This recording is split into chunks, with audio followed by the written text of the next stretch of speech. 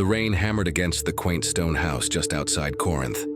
The storm unleashed its fury, with winds howling fiercely, yet Lamia remained blissfully unaware of the tempest outside. All that mattered to her was the comforting warmth of the god lying beside her in bed. His strong arms enveloped her, providing a sense of safety and comfort within their home. "You, more than any other mortal, have stolen my heart," Zeus murmured sleepily, a smile gracing his lips as he tenderly brushed Lamia's hair away from her face. "My heart belongs to you now and forever, my lord," Lamia responded, leaning up to plant a gentle kiss on his cheek. Renowned for her beauty throughout the village, Lamia's golden locks and sun-kissed skin made her the object of many admirers. She was also known to be favored by the gods, especially Zeus, who had come to her during a storm much like this one, disguised as a majestic eagle. "For you alone, my love, I am not your lord.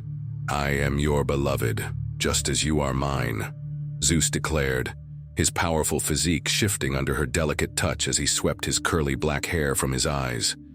He found her lips with his own, starting off softly before their kisses grew more fervent, driven by an overwhelming passion. "So this is where you've been sneaking off to, my dear husband," a voice called out. Both lovers startled at the sound, and Zeus stepped forward, fury igniting in his gaze. "Who dares to interrupt us?" he demanded, only to have recognition dawn upon him. "Do you not recognize your wife, O mighty Zeus?" Hera questioned, emerging from the shadows as her own radiant glow began to illuminate the room. Her long flowing red and gold hair cascaded down her back, while the white sash she wore accentuated her athletic figure, a gift shared among the gods. "Hera, what brings you here?" Zeus asked, confusion etched across his face. "How dare you pretend to be angry with me, dear husband? You who have fathered more illegitimate children than could ever fill a temple dedicated to me.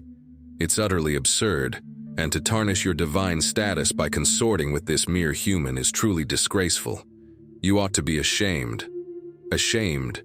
Of what exactly? For experiencing love and being loved in return? You seem to forget your role, Hera. I am the ruler of the gods, and you will show me the respect that I rightfully deserve. Let's save the theatrics for our return to Olympus. We both know that you and I share equal power.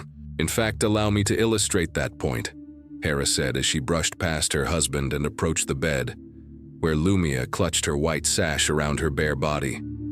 "My goddess, please forgive me." "I didn't," Lamia began, but her words faltered as she gazed at the stunning goddess before her. "I'm sure you felt compelled to act on your emotions, especially in the presence of my divine husband.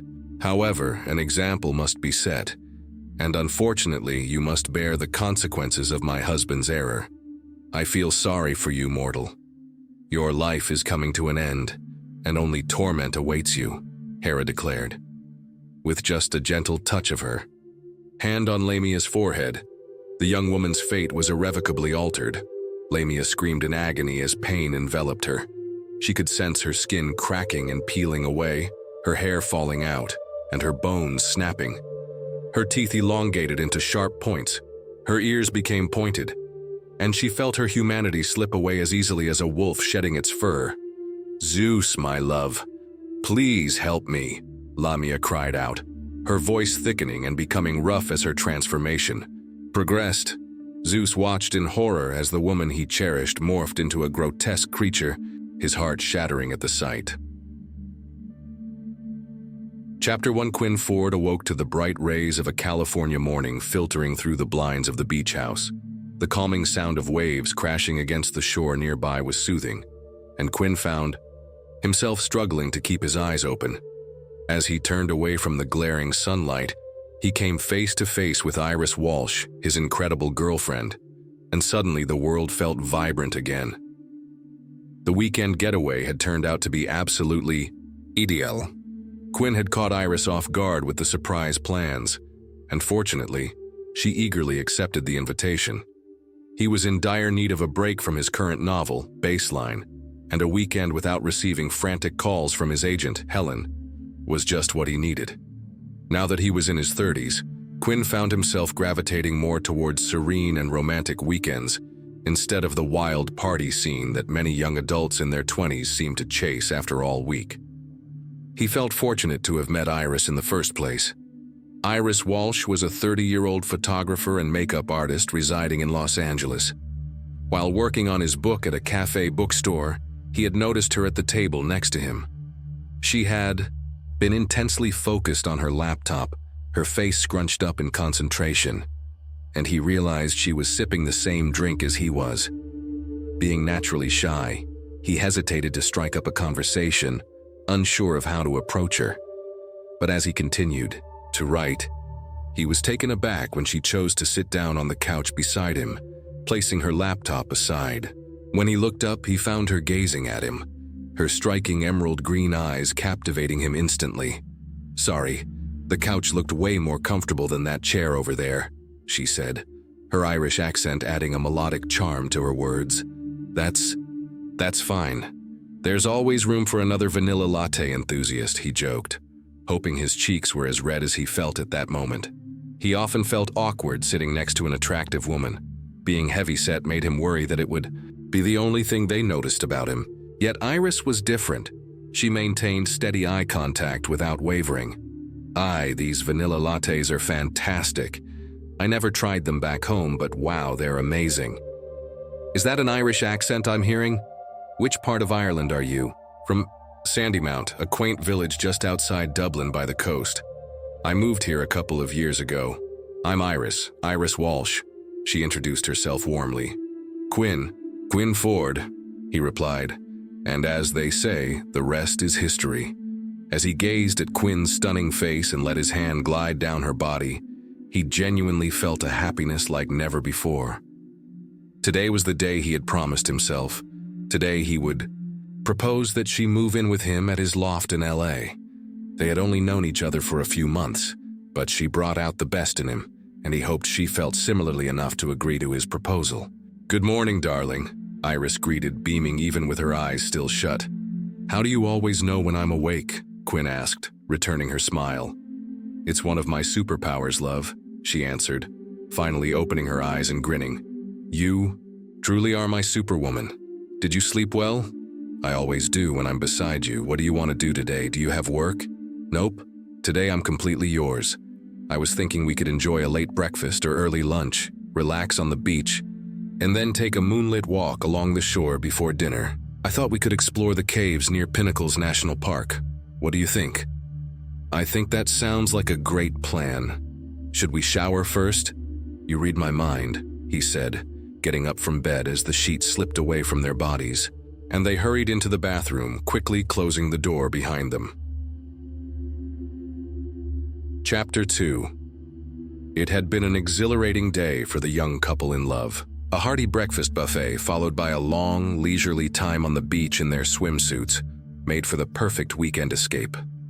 Quinn felt a growing excitement within him, eagerly awaiting the night when he could finally ask her to move in with him. The nerves were palpable, and he hoped his instincts were correct this time. However, as they lay together with Iris resting her head on his chest, Quinn sensed something was troubling her. At times, she seemed distant, as if her thoughts were far away. Nevertheless, he refused to let that discourage him. Instead, he reassured himself that he was just overthinking things and pressed on with their day. As darkness fell, the young couple strolled hand in hand along the path of Pinnacles National Park. The nearby waves crashed against the rocks as they walked, and Quinn inhaled the salty ocean breeze surrounding them. Iris exclaimed, "Today has been absolutely perfect," her smile widening into a beaming grin as she gazed into his eyes. "It truly has," he responded, leaning down to gently kiss her lips. Just as they were about to exchange more words, the tranquility of the night was shattered by a deep growl. They froze, their hearts racing as they turned to see a pair of glowing red eyes watching them from the shadows of the trail they had just traversed. "We need to get out of here, Iris," Quinn urged. "Whatever that creature is, it's blocking our way back to the car," Iris replied anxiously. "There's a cave not far from here. If we can find some higher ground inside, maybe it will leave us alone." I don't have anything to defend ourselves with, so we have to take a risk, Quinn suggested. I feel like we're being trapped, Iris admitted. I feel it too, babe, but I don't think we have any other option. That thing is getting closer, Quinn began to explain. Before either could react, the creature emerged into the moonlight, causing them to gasp in terror as a gigantic wolf approached them. Its shaggy black fur and gleaming white teeth sparkled under the moon's glow, and its eyes seemed to burn with intensity as it advanced toward them. As Quinn and Iris attempted to flee, they both stumbled over a large root, sending them tumbling into the depths of the cave below. Quinn awoke to a sharp pain radiating through the back of his head, stars dancing behind his closed eyelids as he regained consciousness. The surroundings were hazy, but he could make out the flickering silhouette of a large fire in front of him. As he shook off the fog of confusion, his vision sharpened, revealing that he was lying within a spacious cave. The sound of crashing waves echoed from the cave's entrance, bringing back vivid memories of being pursued by the wolf. "Iris!" Quinn yelled. But just as he attempted to rise, a sharp pain shot through him again, and a cold, marble-like finger pressed against his lips. "Shh, quiet now, darling. It's okay." A calming voice reassured him, and he saw Iris crawling beside him. She was as stunning as ever. Her flowing white satin dress and porcelain skin glimmered in the firelight, and her captivating eyes held his attention as she slowly straddled him, gently brushing the hair from his face. "Iris, are you okay?" Quinn asked, his voice sounding distant and faint. "We're both fine, my love. Just stay with me," Iris replied softly, leaning in to kiss him with an intensity he had never experienced before. He felt weak under her spell. However, as she gazed into his eyes, he noticed her irises shift from green to red, and suddenly everything around him began to crumble. "You're not Iris," Quinn gasped in disbelief, shoving the mysterious woman away and pressing himself against the rocky wall behind him. "More clever than most?" the woman responded, her voice rough, accompanied by a growl that rumbled from her throat. Quinn watched in horror as Iris vanished, replaced by a grotesque, monstrous hag. Her skin was cracked and torn, her hair absent, and jagged teeth jutted out from her lower lip. Her eyes burned bright red, and her mouth opened wide, as if dislocating. Her jaw. A chilling howl erupted from her, leaving Quinn paralyzed with fear. "Quinn!" a voice called out, and he turned to his right to see Iris, his Iris, perched on the rock wall just a few feet away. The monstrous being in front of him shrieked, shifting its focus onto Iris and scuttling toward her with alarming speed. As it approached, Iris screamed, feeling the creature's long, black forked tongue slither down her face. Suddenly, the creature recoiled, letting out a chilling laugh that echoed through the cavern as it glared menacingly at her. "I can smell it. The child is starting to grow inside you," the creature taunted, its laughter ringing out. Quinn stood frozen in disbelief as Iris locked eyes with him, tears streaming down her cheeks. "I was going to tell you at dinner. I was worried you'd be frightened. We've only been together for a few months, and I thought this news would—" Iris began, her words faltering as tears glistened like crystals in her eyes. "Iris, it's all right. That's the most wonderful news you could have shared with me. I was planning to ask you to move in with me tonight. I guess your announcement beats mine," Quinn joked, laughter mingling with tears as the gravity of their dire situation settled in. "The child will make you a far more delectable meal," the creature hissed, unhinging its jaw ominously. Iris screamed as the beast lunged forward, completely unaware of Quinn rushing in to push her aside. In that moment, the creature's teeth tore into Quinn's side while its razor-sharp claws raked across his chest. "No!" Iris cried out, just as the creature released Quinn, sending him crashing to the ground. She crawled over to him, cradling him in her arms and flipping him to see his face. Tears streamed down her cheeks as blood oozed from his wounds. "Why? Why would you do that?" the creature asked, a mix of shock and fascination evident in its gaze as it looked down at Quinn. Because I love her," I love her as enough to die for her, Quinn gasped, his breaths becoming shallower as the effects of blood loss took hold. The resonance of his voice and the weight of his words sliced through the stillness of the night, causing the creature to wail in distress, collapsing as pain overwhelmed it. In an instant, the creature's form began to shift dramatically, just as a radiant light of white and gold flooded the cavern. Iris quickly shielded her and Quinn's eyes as a man emerged from the brilliance. He was a striking figure, his body radiating light and his gaze intense as he surveyed the scene before him. Who are you?" Iris inquired. "You modern mortals might find it hard to believe, but I am Zeus," the man responded, bending down as the creature began its transformation. Its grotesque visage faded away, revealing a stunning young woman. Iris observed as the creature vanished, while Zeus gently wiped the blood from the woman's ruby lips. "What is going on?" Iris questioned. "You two have liberated my beloved from her curse," Zeus explained. "My wife, Hera, placed this curse on the woman now in my arms centuries ago due to my betrayal. She condemned this innocent soul to become the monster you witnessed. I did what I could to assist her, granting her powers and a sanctuary whenever humanity threatened her home. I spent centuries searching for a remedy, isolating myself in the heart of Olympus until the moment finally came. However, you two have discovered that remedy for me."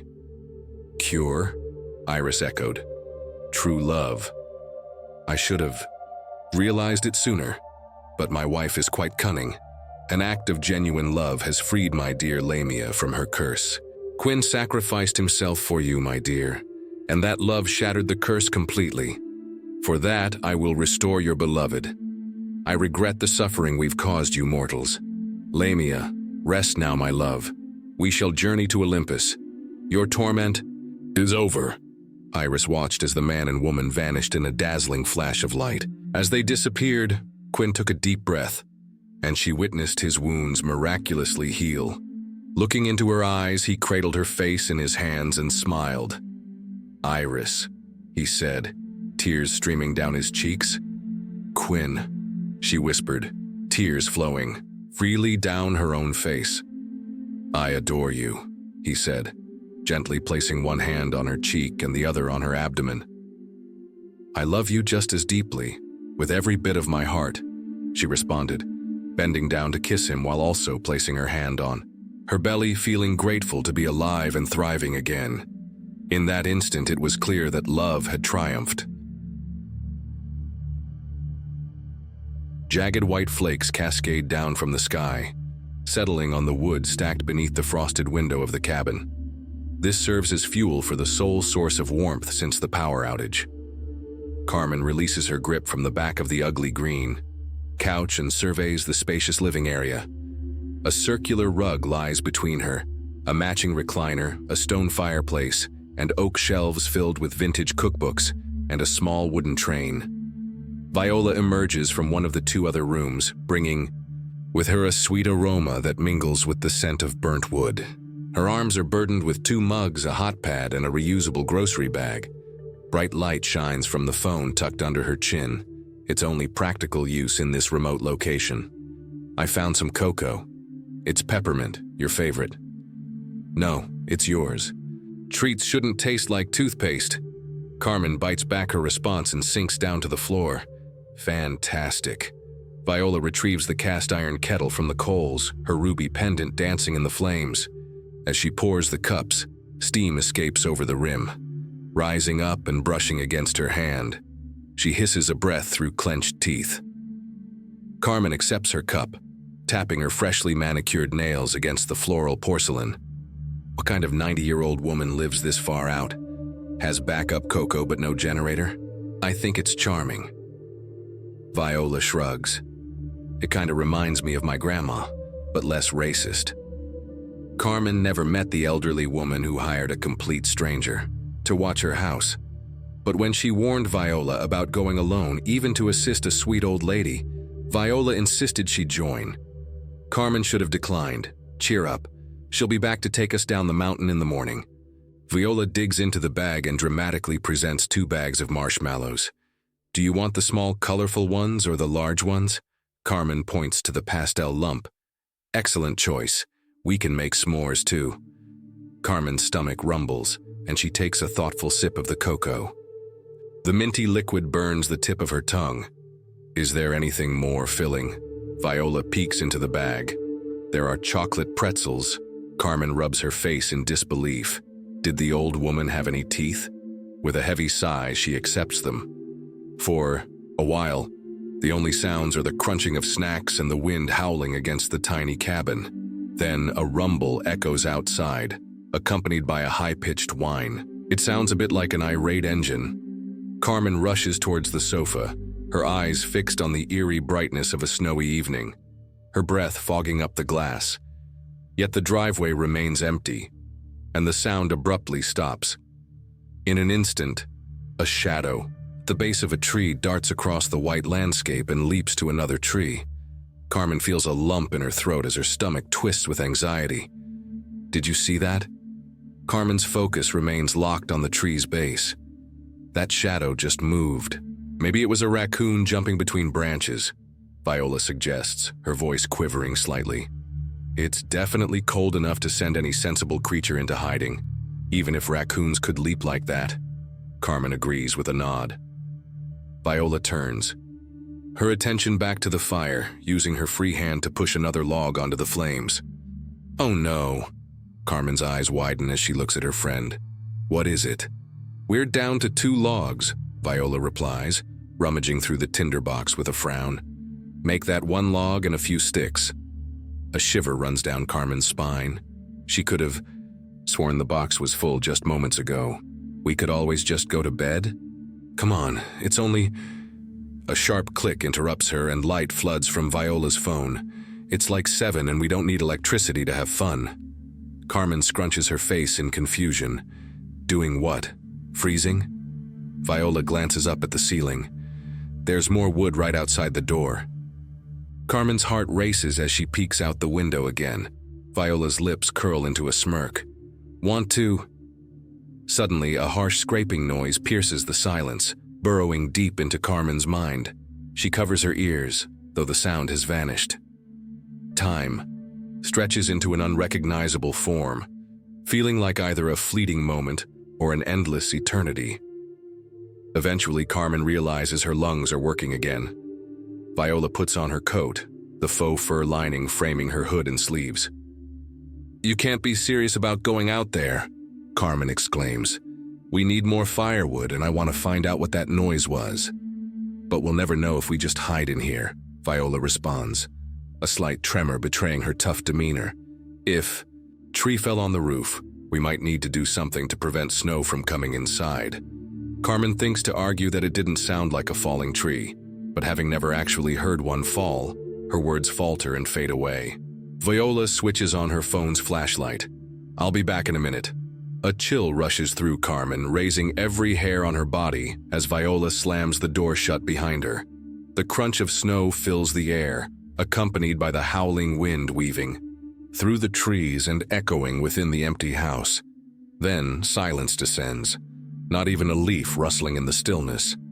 A foul odor, reminiscent of decay mixed with gingerbread, seeps through the cracks of the cabin. Dark stains mar the pristine snow, creating large patches of crimson. It's not rain, it's blood. Sounds return abruptly. With a sickening plop, a mangled hand drops onto the wood pile. Carmen covers her mouth in horror and steps back from the window. Viola, she utters, her voice barely a whisper. The door shakes ominously.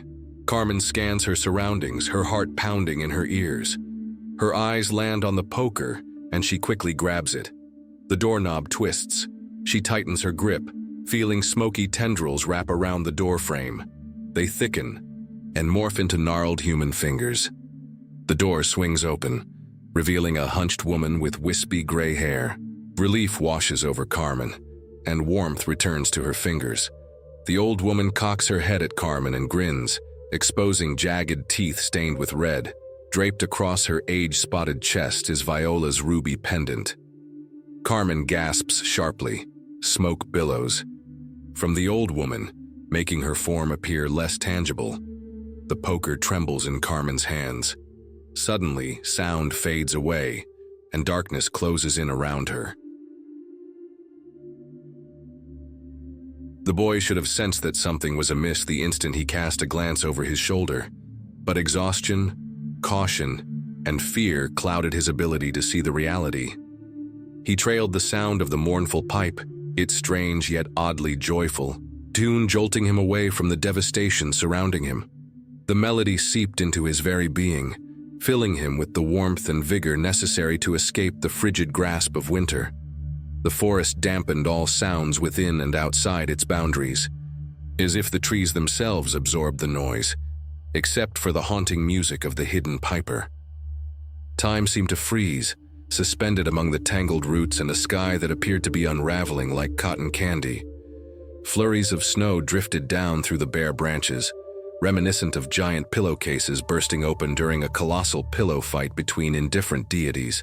While below, the snow hissed against the flames consuming a village. "Run," his mother had whispered urgently, shoving him through the back door of their home, the one that led to the chickens and pigs.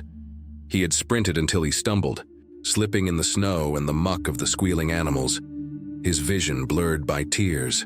In that moment he looked back, feeling a wave of shame for fleeing, for abandoning her, even though she no longer resembled the mother he once knew. Once, she had been stunning, the pride of the village, or so people said. But then the red splotches emerged, lesions that started on her arms and spread across her chest and neck, like an army of ants marching beneath her skin, distorting her face and body. She never cried out when she cut her finger or burned herself. In the kitchen, her once vibrant hair fell away like harvested wheat, leaving clumps scattered on the floor. Yet her eyes remained unchanged, his mother's eyes, calm and blue, cool like a damp cloth on a feverish forehead, radiating such love that he felt her embrace even when she kept her distance.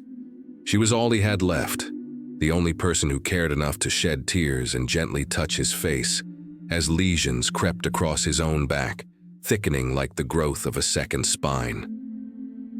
As the boy stealthily returned to the house, blending into the warm shadows, he discovered that all that remained of his mother was a dark smear on the floorboards, stretching from the kitchen to the bedroom. A man emerged in the doorway, his body and face cloaked in protective fabrics and spells that shielded him from the infection, wielding a sword that dripped with red tears from its blade. The boy concealed himself until the man turned away, then dashed back into the night. He raced through the streets, narrowly avoiding the hooves of horses and the flaming firewood hurled at him by the shouting soldiers. He stumbled only once, when something sharp struck his head. It felt like mere moments later that he opened his eyes. Snow filled his nostrils until he lifted his head. As he did, the acrid smell of smoke enveloped him. The crackling of the fires nearly drowned out the endless screams. He scrambled to his feet, the snow beneath him stained red as if it were wine, and staggered away from the carnage toward the trees. And so he ran, consumed by despair and fear, astonished that his spindly legs could outpace the powerful strides of the armored horses and the fiery fury of their riders' flamethrowers.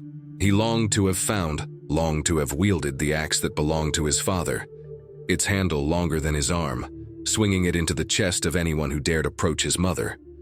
He regretted leaving her when she urged him out of their home. He wished he had not seen the blood on the floor. He wished someone had come to their village to heal rather than to destroy. The forest resonated with the cries of women who fought, pleaded, and bled, as gloved soldiers dragged them through the streets and forced them into burning homes, of men whose hands, along with the pitchforks or knives they clutched, were severed by swords sharpened on the bones of previous villagers, of children who fell when those pursuing them hurled torches at their backs. And amidst all this chaos, the haunting melody of a pipe echoed, promising everything a wounded little boy could wish for, and so he fled toward that enchanting sound. The more he sprinted, the more invigorated he became. Once the cries and flames faded from his ears, the boy understood the essence of the melody. Even in the absence of lyrics, it conveyed images of melting snow and sunbeams that wrapped around everyone like cozy, knitted sweaters. It told tales of a father who awoke as color returned to his face, laughter bubbling forth from his lips. It painted a picture of a mother with smooth, soft skin, her scent reminiscent of vanilla and freshly baked bread. It spoke of siblings who danced, teased, loved, and lived fully. They were there to lift him up when he scraped his knees and shared stories during sleepless nights. It described a realm where darkness could not intrude, a place where he could grow old, weathered, and cherished, much like the gentlest of grandfathers. The boy quickened his pace, running so swiftly it felt as if he were soaring, eager to reach the world the melody described. He even began to catch fleeting glimpses of the piper through the trees. As he frolicked and played his pipe, the piper appeared at times ahead, sometimes behind, and occasionally right beside him. His black hooded cloak concealed his face, while, underneath, his clothing was a vibrant patchwork, a riot of colors that stood out whenever the wind blew back his cloak. His pipe and fingers were bone white, and just like the boy, he left no traces in the snow.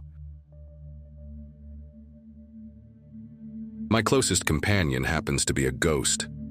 We crossed paths when I settled into her family's historic estate a few seasons back. My mother, Pamela Worth, along with her sister Patricia Aberforth, who recently took on a new last name after marrying, are in the business of flipping houses. They transform old family estates into modern marvels and then sell them for a hefty profit. Vivika assured me that she doesn't mind this at all. I was curious, given what I've heard about ghosts often disliking alterations to their resting places. It wasn't until today that I learned the house isn't actually Vivika's final resting spot. Vivika is truly my best friend. Her full name is Vivika Hudnall. The Hudnalls were your typical ancient nobility. Her father held significant importance to some generals in Austria or somewhere around there. I can't quite recall which country they served. During my research on Vivika, I found limited information about her. She insists it's because she attended boarding school. I know for certain she didn't live past the age of 19. Although she can't remember her exact age at death, her spirit appears strikingly youthful. From a family photo I discovered, she had long, dark hair styled, elegantly rosy cheeks and warm, dark brown eyes. The only noticeable change now is that her hair floats freely around her, and her other living features have vanished. I'm Primula Worth, 16 years old, turning 17 in July.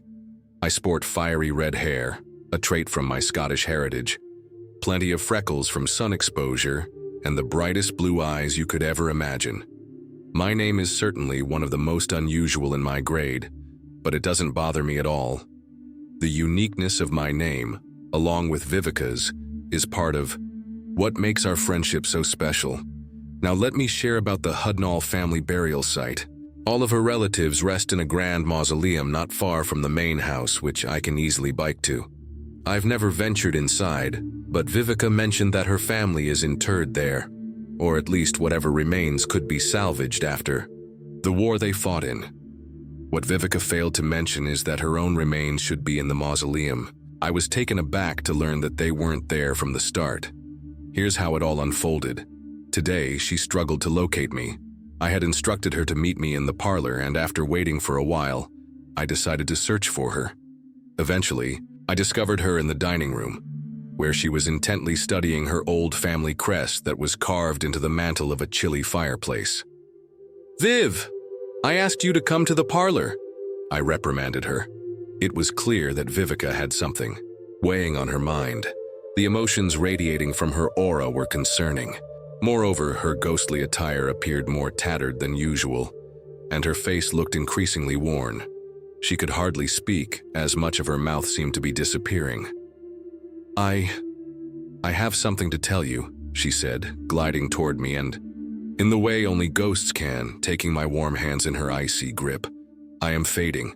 My 100th death anniversary is nearing, I fear." Her voice faltered. I held my breath, feeling a wave of sorrow begin to swell within me. "I fear I may not remain in this realm if I am not returned to my family's mausoleum." I swallowed hard. "Wait, Vivika, you're not there." Her head shimmered momentarily, indicating she was trying to deny it. This was usually an answer I interpreted as a no. "Well then, Where are you, and how can you continue to haunt the house if you're not on the estate? I am indeed on the estate. However, I've lingered in the house for so long that I've forgotten where my bones rest, she lamented. Her voice sounded like a blend of sobbing and the rising wind. Vivika, please tell me what to do. I can't bear the thought of losing you, I exclaimed, my eyes welling up with tears. Losing my best friend like this was unbearable. Perhaps, Vivika whispered, her sobs subsiding, her tone soft like a gentle breeze rustling through the trees. Perhaps if you can find my bones and bring them to the mausoleum, I might stay as I am, your friend and an eternal spirit, perhaps. Do you have any idea where your bones could be? Any clues? I inquired. Vivika gazed somewhere behind me, lost in contemplation. I recall a sense of darkness enveloping me, accompanied by dust and the musty scent of dampness. A delicate shawl was draped over my shoulders as my vision faded away. The last image etched in my mind was of the trees towering above, along with the distant sound of water gently flowing. I swallowed hard at Vivika's account. I wasn't ready to discuss it, but her passing seemed anything but natural to me. Still, I hesitated to stir up painful memories for her regarding her previous life. What truly mattered now was locating her remains, or whatever remnants remained, and figuring out how to access the mausoleum without my mother finding out. With a shaky nod, I acknowledged Vivika. I'll do this for you, Viv, I said solemnly. I'll give it my all. Thank you, my friend, she replied, tears streaming silently down her cheeks. A friend like you is worth more than 2 lifetimes on this earth. All right then, it looks like my search begins in the woods, I mused. Mostly to myself. There was a section of woodland on the estate, and the area beyond it was enclosed by a fence. Given that she mentioned her body was still on the property, it shouldn't be too challenging. I'd need a shovel, my sturdy boots, and a bag to carry. Any bones I might uncover. I quickly said goodbye to Vivika as she began to hum a melody to her bones, attempting to summon them back. I grabbed a large duffel bag from my room along with my boots. Unsure of how many bones I would encounter, I figured a duffel bag would be practical. Lastly, I found an old shovel in our shed and set off into the wooded area of the estate. To my surprise, the woods were much darker than I had expected. The sky was overcast, which only deepened my already somber mood. I moved cautiously, keeping an eye on my feet as I stepped through the crunchy leaves. I wanted to avoid accidentally stepping on Vivika's bones if they were near the surface. I dug a little in several spots, but not deeper than about a foot. I really had no clear idea of what I was searching for based on Vivika's description. I simply tried to envision myself in her position at various locations, and when something felt right, I dug a bit deeper. I arrived at the boundary fence in under 10 minutes. It was just a flimsy plastic construction barrier, rather unattractive, and not very robust. The way it enclosed the area made the estate feel much smaller than it actually was. I glanced over the fence for a moment to see what lay beyond our property. All I could spot was a steep ravine with a small creek bubbling through the dark, muddy ground. As I turned to head back into the woods, my jacket snagged on the fence. Surprised, I began to frantically tug at my jacket to free it from the fence. Instead of getting loose, I only found myself more ensnared, as my sleeve got caught too. To make things worse, I felt the ground beneath me start to give way, crumbling down toward the gully below. In a mix of frustration and panic, I waved, my arms wildly tearing my coat from the plastic barrier, only to lose my footing. My erratic movements made me top-heavy, and a large chunk of earth gave way beneath me. As I fell, I crashed through the plastic fence, dragging it along as I tumbled through the muddy clay and leaves to the bottom of the ravine. Dazed and sore, I groaned while slowly rising to my feet. Thankfully, there were no large rocks around. As I stood up, I noticed a cut on my knee from clutching the shovel tightly during my fall. It stung quite a bit, and I realized I hadn't packed any first aid supplies. That would have to wait until I returned home. With determination, I ripped the piece of plastic fencing off of me. Then I surveyed my surroundings, trying to figure out the best route back to the estate. The cool creek water felt refreshing as it seeped into my boots, and when I looked down to check that my laces were still tied, I spotted some strange white rocks at my feet. Curious, I bent down for a closer inspection, thinking I might take something intriguing back with me. I picked one up, and suddenly, a jolt of shock coursed through me. "These are Vivika's bones," I thought in disbelief, horrified by the reality of holding someone else's remains. And I've landed right on them. It seemed that the erosion of the gully had led the remains to be outside the estate. I quietly spoke to myself as I examined the bones more closely, carefully placing what I recognized as Vivika's remains into my damp duffel bag. I must confess, my identification of the bones came from an instinctual feeling that something ancient and disturbing had gone awry. It's the kind of energy that Vivika's ghost radiates perpetually, which often drives others away from acknowledging her presence.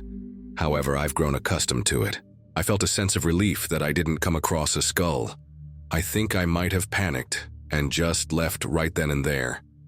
Ultimately, I managed to collect about 7 to 10 larger bones. I ceased my search for Vivika's other remains once I sensed the unsettling aura dissipate, leaving me alone in the eerily quiet backwoods of the Hudnall estate. Feeling relieved to have completed the bone-collecting portion of my task, I shifted my focus to the hopefully easier part of returning. Then, I zipped up my duffel bag and, with resolve, used my shovel to pull myself over the edge of the drop and back within the estate's confines. I quickly made my way out of the woods, eager to leave the unsettling atmosphere behind.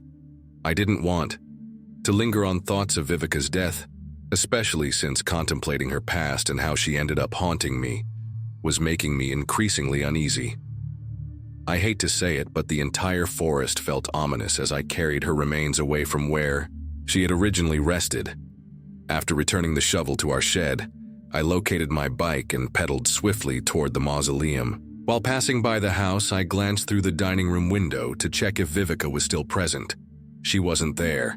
Instead, I spotted my Aunt Patricia, whom I waved at before continuing on my way to the mausoleum. I could only hope that Vivika had moved to another room and would be waiting for me when I returned. As soon as I arrived at the Hudnall's resting place, I dropped my bike and anxiously pulled at the doors, hoping they might budge.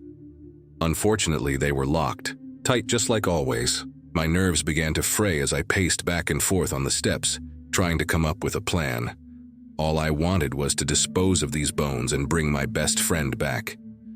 I yearned for the simple pleasure of sharing tea with Vivika again, just like we used to do around this time every afternoon. As panic set in, I caught sight of a pair of cellar doors off to the side that led into the mausoleum. In a rush, I took a deep breath and pulled hard on the cellar doors.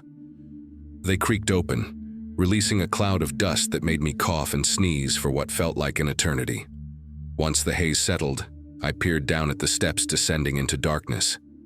Thankfully, I had remembered to bring a flashlight, anticipating that the mausoleum would be pitch black without any windows. To be honest, I wasn't exactly excited about venturing into the depths of the vault. My dim flashlight didn't provide much assistance, especially with all the dust swirling around me. Dust motes danced in my line of sight as I moved deeper to the crypt. It was challenging to navigate with such limited visibility. On my left, there were some barrels. Who knows what was decaying inside them? To my right stood the crypt wall, draped in spider webs. I was hesitant to touch anything, and as I quivered, I thought I heard faint squeaking sounds. I shuffled my feet carefully across the floor, trying to avoid tripping over any loose stones. My eyes stung as I fought back sneezes, but I was also filled with dread at the thought of discovering something else lurking down here in the crypt. Maybe it was the remains of one of Vivika's siblings, hiding away from some dreadful fate, only to have perished in solitude. My imagination spiraled with such unsettling ideas. Out of nowhere, I heard a loud crash to my left, as if something had just been knocked over. The barrels began to roll, slamming against the wall behind me with resounding thuds as they splintered apart. Amidst all the chaos, I could have sworn I detected footsteps and the faint sound of someone breathing nearby. I let out a shriek, the sound bouncing off the crypt walls and ringing painfully in my ears. Without a second thought, I dashed toward the far end of the room, disregarding caution, only to collide with the railing of a crumbling staircase. Terrified that something was still pursuing me, I hurried up the stairs. The staircase was so ancient that as I rushed up it recklessly, burdened by both my own weight and Vivika's bones, one of the steps cracked and broke beneath me. If I hadn't managed to place my other foot on the next step and grip the shaky railing, I would have certainly tumbled through and injured myself. I yelped in alarm as I suddenly fell, groaning in pain as my pants ripped and my legs scraped against the splinters, swallowed my panic-induced tears and brushed my hair back from my now damp and sweaty face. A refreshing breeze wafted down from the top of the stairs. I was almost there. I just needed to tread carefully. With great care, I took the duffel bag off my shoulder and tossed it towards the top of the steps. It struck the back wall and landed with a loud clatter, making me wince. "Sorry, Vivika," I whispered. Then I cautiously extracted my leg from the hole in the stairs, steadying myself between the cold stone wall and the rickety wooden railing. The sting was sharper than the cut on my other knee, and I found myself eagerly anticipating a hot bath once this entire ordeal was behind me. Tentatively, I placed some weight on the next step, and finally managed to crawl my way to the top of the staircase. After taking a brief moment to gather my thoughts and regain my composure, I forcefully pushed open the hatch above me, creating a loud, echoing thud. I hurriedly climbed into the chilly air of the mausoleum, which didn't feel much different from the damp, dusty atmosphere I had just left behind. In my panic, I had dropped my flashlight, so I had to feel around with my hands tracing the engraved names of the Hundell family until I located Vivika. Unable to access her tomb, I simply placed her bones on top of it, hoping that would be enough in the unpredictable realm of the deceased. Once I finished, I exited the mausoleum, managing to unlock the doors from within. After struggling to close the heavy doors behind me, I retrieved my bike and solemnly pedaled back to the main house. My mother was clearly taken aback when she saw me. "Primula, my goodness, what happened to you, darling?" she exclaimed. I burst into tears as she rushed over to comfort me. I cried not only because I had endured a lot, but also because I couldn't sense Vivika anywhere. I concocted a story about getting caught in some barbed wire in the woods, and my mother and aunt tended to my wounds with a mix of concern and gentle reprimands. They made me promise never to venture into the woods again, and I assured them that wouldn't be an issue. After enjoying a hot bath and changing into fresh clothes, my aunt offered me some chamomile tea and suggested I wait in the parlor until dinner was ready. I numbly agreed. As I stepped into the parlor, a wave of cold emptiness washed over me. "Vivika?" I whispered, but there was no response. Tears threatened to overwhelm me, but I reminded myself to hold back. Vivika should return soon. After all, I had brought her bones back. I sank into a chair in the parlor and reluctantly took a sip of my tea. As the shock of my experience began to fade, I turned on the lamp beside me and called out to the room. "It's all right, Vivika. I'm here. If I don't see you, I'll come back and check before bed." I picked up my book and attempted to read, glancing up every now and then, hoping for a sign of my best friend floating nearby, even though deep down, I feared I might never see her again.